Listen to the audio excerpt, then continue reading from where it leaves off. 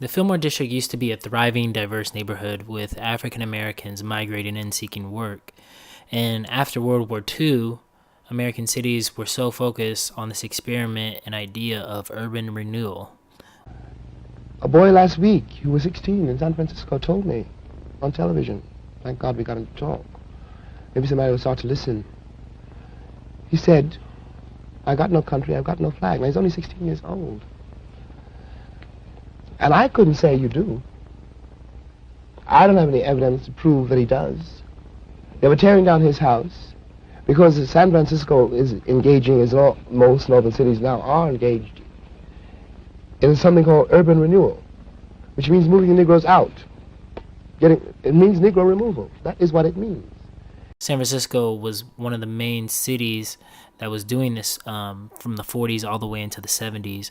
And you could see the Western Addition and Fillmore Street just completely getting demolished and rebuilt.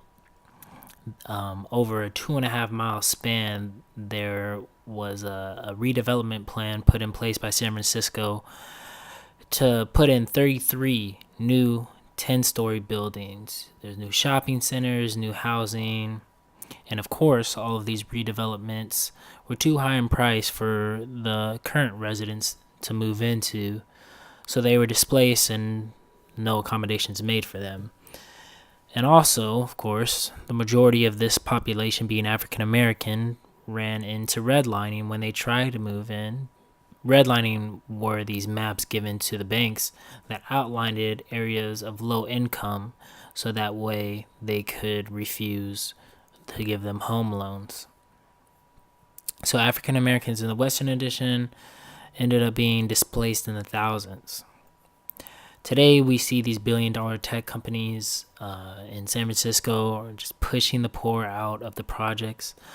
The projects are being torn down and new apartments are coming in, literally right across the street from each other, leaving everyone with nowhere to go. We can see this in other ways in housing as well. Candlestick Park torn down and moved to Santa Clara.